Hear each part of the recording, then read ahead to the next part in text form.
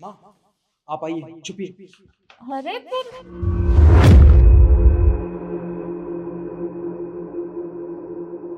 शिखा, गांव से माँ आने वाली है।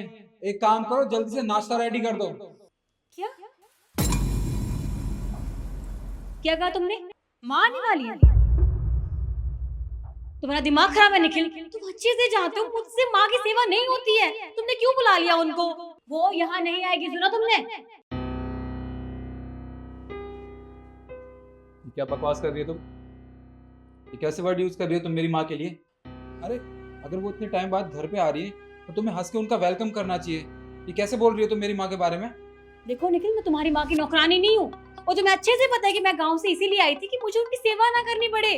हम अपना पर्सनल टाइम स्पेंड करेंगे साथ में, वो यहाँ पे नहीं आएंगी तो। और तुम उल्टा उन्हीं को बुला रहे हो। देखो निखिल, मैं तुम्हें आखिरी बार कह रही हूँ, अपनी माँ को आगे से यहाँ बुलाने की ना जरूरत मत करना। और अगर वो आ भी गई ना तो मुझसे नहीं होती सेवा वेवा। शिखा, तुम मेरी माँ के बारे में अनाप शनाप बोले चले जा रही हो, तो भी मेरे सामने। हाँ, तुम्हें शर्म आनी चाहिए।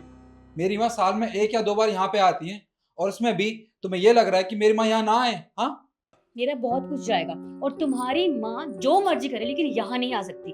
और निखिल देखो, हमारे पास वैसे बहुत सारे काम होते हैं। अरे सुबह जल्दी उठना पड़ता है, तुम्हारे लिए ब्रेकफास्ट रेडी करना पड़ता है। अब तुम्हारी माँ आ जाएंगी, उनके नखरे झेलने पड़ेंगे। ये करना वो करना, मुझसे ये सब नहीं होगा। समझो मेरी बात। अपनी माँ को यहाँ से भेज दो। और अगर वो यहाँ आ गई ना तो उनकी ऐसी बेइज्जती करूंगी, बाद मत बोलना कि मैंने बताया नहीं था। अच्छा, अगर तुम उनकी थोड़ी बहुत सेवा कर दोगी तो इसमें कुछ चला जाएगा तुम्हारा? वैसे भी क्या मांगती है वो? अगर 2 वक्त की रोटी उन्हें हंस के दे दोगी ना तो इतने में मेरी माँ खुश हो जाएंगी, और कुछ नहीं चाहिए उन्हें तुमसे। बदतमीजी बदतमीजी तो मैं करूंगी। और देखो निखिल, या तो तुम खुद माँ को फोन करके बोल दो कि यहाँ से चली जाए, नहीं तो मैं खुद ही उनको फोन कर दूंगी। समझ गई? तुमसे ना कुछ नहीं होने वाला। मैं ही उस बुढ़िया को ना यहाँ से धक्के मार के निकाल दूंगी। रुको। माँ, आप, तुम मेरी माँ की बात कर रहे थे? हाँ। तुम्हें क्या लगा कि यहाँ तुम्हारी सास की बात चल रही है? नहीं, यहाँ मेरी बात चल रही थी। और ये क्या अनाप शनाप बोले जा रही थी तुम? तुमसे तो मैं बाद में बात करूंगी। अभी मुझे दामाद जी से कुछ पूछना है।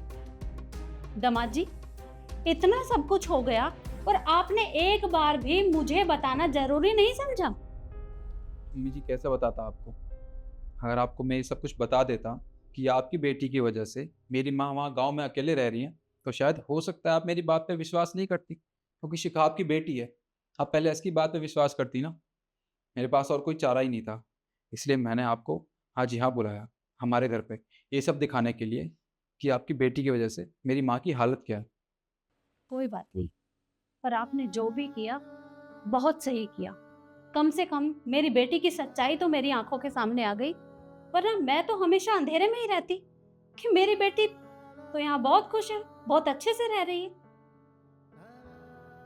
शिखा, ये क्या कह रहे हैं दामाद जी? तो इनके परिवार वालों के साथ ये सब करती है? क्या कमी रह गई थी मेरी परवरिश में? मैंने तो तुझे ये सब नहीं सिखाया कि बड़ों के साथ इस तरह का व्यवहार करना चाहिए। पर तू अपनी सास के बारे में किस तरीके की बात कर रही थी? क्या कह रही थी कि अगर वो यहाँ आ जाएंगी तो तू बेइज्जती करके उन्हें यहाँ से भगा देगी? तो मैं भी उन्हीं की तरह हूँ, मैं भी दामाद जी की सास लगती हूँ। तो तू भगा मुझे यहाँ से बाहर, मुझे भी बेइज्जत कर। क्यों? माँ हूँ तेरी, इसलिए मुझे तो कुछ नहीं कहेगी।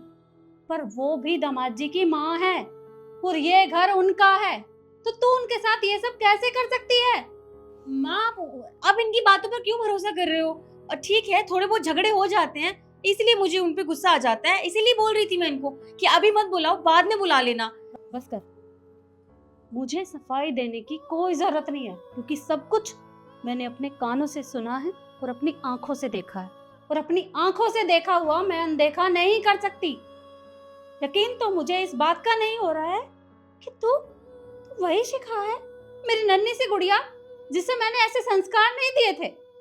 लेकिन तूने आज आज मुझे शर्मिंदा कर दिया। मैंने कभी नहीं सोचा था कि मेरी बेटी अपने ससुराल में ये सब करेगी। तूने जो भी किया ना, बहुत गलत किया। और मैं तुझे कभी माफ नहीं करूंगी।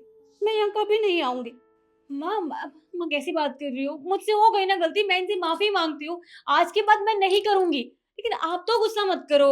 माफी मांगने से काम नहीं चलेगा, क्योंकि माफी मांगनी है तो इनकी माँ से मांग और उन्हें इस घर में वापस लेकर आ, क्योंकि तुझसे पहले ये उनका घर है।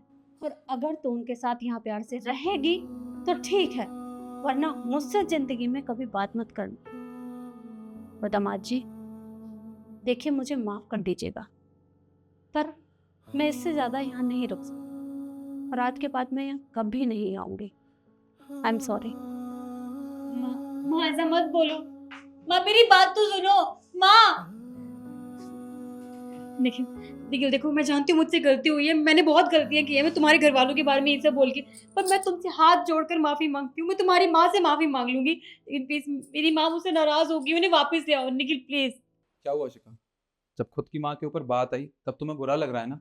और तुम इतने टाइम से मेरी माँ को अनाप शनाप बोले चली जा रही हो। तुम्हारी वजह से मेरी माँ गाँव में अकेले रहने को मजबूर होगी, तब मुझे कैसा लगा होगा? हाँ देखो, अब तुम्हारी माँ इस घर में तभी आएंगी जब तुम खुद अकेले जाकर मेरी माँ से माफ़ी मांगकर उन्हें यहाँ लेके आओगी, वो भी हमेशा हमेशा के लिए।